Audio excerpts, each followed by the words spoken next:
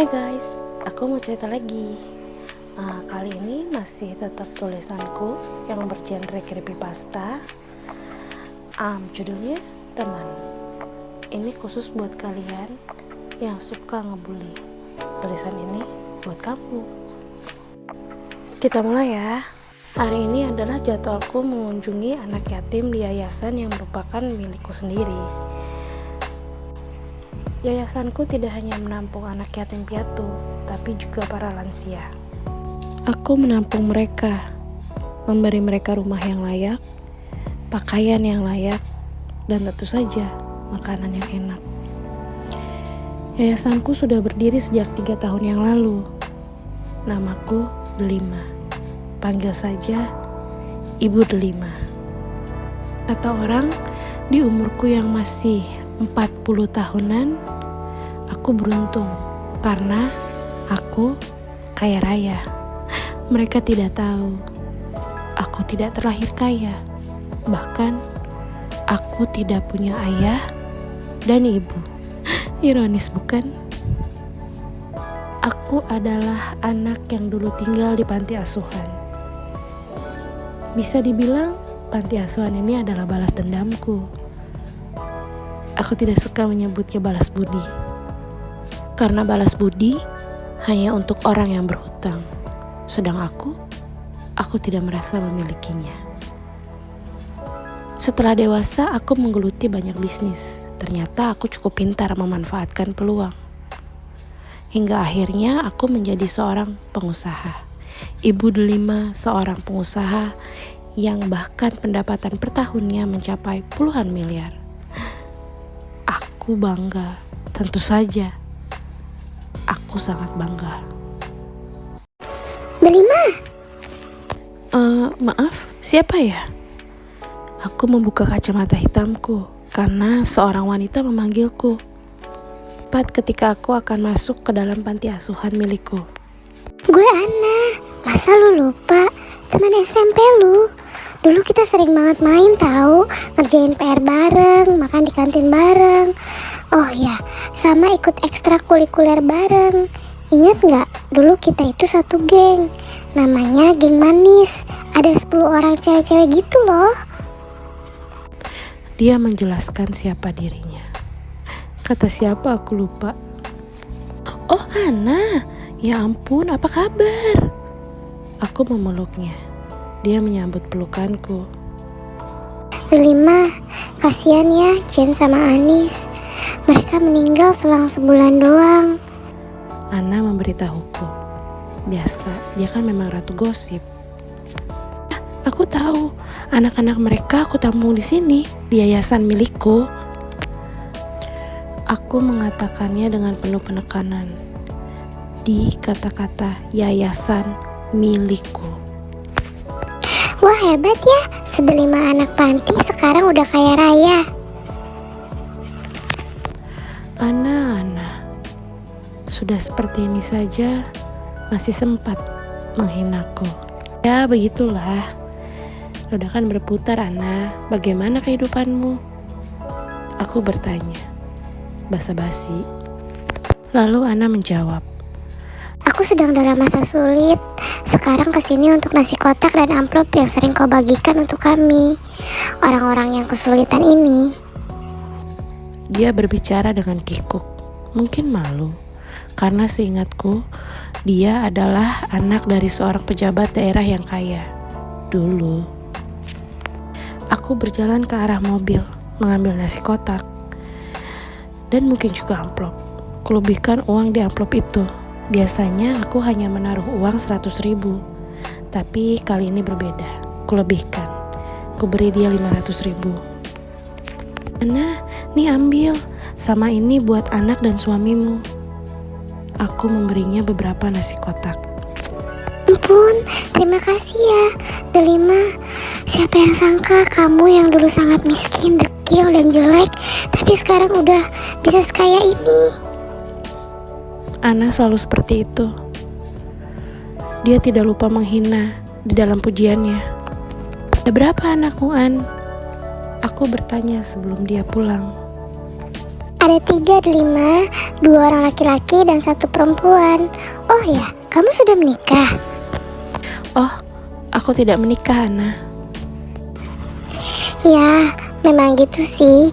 Biasanya orang kalau dikasih Tuhan kaya, dia tidak beruntung untuk menikah dan punya anak. Tanpa rasa bersalah, Ana lalu pamit. Setelah mengatakannya, waktu tidak pernah bisa merubah seseorang ternyata. Selamat malam berlima. Sekretaris pribadiku datang menemuiku. Aku sedang di ruangan binatang peliharaanku. Aku suka semua jenis binatang. Ada apa? Aku bertanya. Ana ditemukan meninggal di rumahnya. Berdasarkan laporan forensik, dia dinyatakan meninggal akibat overdosis karena ditemukan sejenis zat morfin pada jasadnya.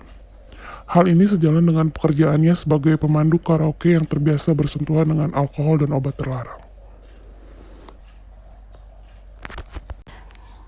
Sekretarisku dia memberikan laporan secara terinci. Maklum, dia mantan anggota BIN. Dia seorang pria yang sangat mengesankan dan sudah bekerja padaku selama 5 tahun terakhir. Dia juga memegang sabuk kuning pada cabang pencaksilat.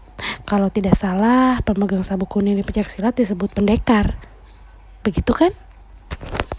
Bagaimana dengan suami dan anak-anaknya? Aku bertanya.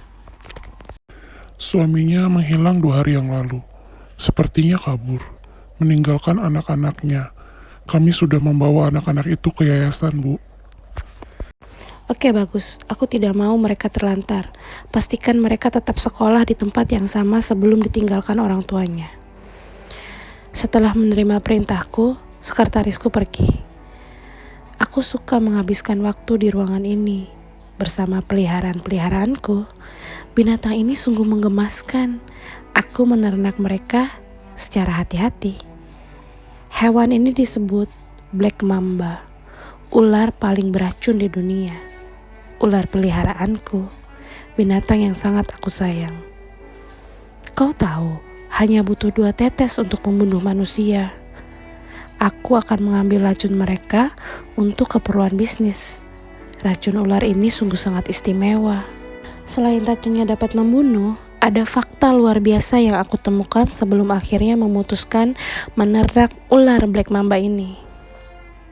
Eric Langelia dari Institute of Molecular and Cellular Pharmacology di Sophia Antipolis, Prancis mengatakan bahwa senyawa protein pada bisa ular Black Mamba yang melampaui morfin itu disebut mambalgins. Secara sederhananya, bisa pada hewan peliharaanku, Black Mamba tersayang ini memiliki senyawa yang sama dengan morfin. Iya, bisanya memiliki senyawa yang sama dengan morfin. Jen, Anis, Ana, dan 6 orang lainnya. Mereka teman-temanku. Kami membentuk geng manis di SMP dulu.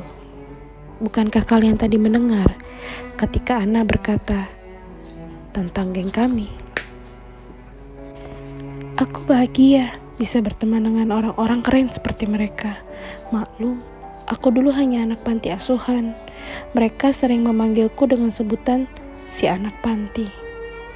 Benar kata Ana dulu, mereka sering bermain denganku. Walau kebanyakan aku yang menjadi tameng. Kami sering makan kantin bersama. Aku selalu diberikan makanan sisa. Makanan itu disatukan ke dalam satu piring. Seperti nasi goreng anis yang tidak habis, batagor jen yang sisa, dan soto Ana yang terkena batuk orang. Mereka menyatukan makanan sisa itu dan menaruhnya di satu mangkuk, lalu memberikannya padaku. Mereka baik sekali, bukan? Ya, mereka sering mengajakku dan bahkan membayari kegiatan ekstrakurikulerku yang berbayar itu. Aku dilibatkan dalam banyak hal, seperti membawa tas mereka, menjaga sepatu ketika mereka sedang latihan, dan tentu saja merapihkan baju-baju kotor mereka. Jika ingat itu, rasanya aku bersemangat sekali. Oh anak-anakku, ayo produksi bisa yang lebih banyak lagi. Karena ada 6 orang lagi yang harus menerima paket dari Mami. Ayo maminya Mami, kalian harus memproduksi bisa yang jauh lebih banyak lagi dari ini. Karena aku butuh anak-anak mereka, seperti anak-anaknya Ana. Kau tahu kan, yayasan itu mendapatkan bantuan dari pemerintah. Maka dengan mendirikan yayasan dan mendapatkan anak-anak dari teman-temanku, aku akan semakin kaya raya dan membuat anak-anak teman-temanku merasakan yang aku rasakan, dipanggil si anak panti. Tamat. Buat yang suka creepypasta, cerita horor atau drama psikologi, bukan drama-drama yang receh, mampir ke Noveltoon atau Mangatoon ya. Banyak karyaku di sana. Bahkan 2 novelku sudah tamat. Kalau suka dengan podcast Creepy Story seperti ini, jangan lupa subscribe aku, like, dan juga share ya.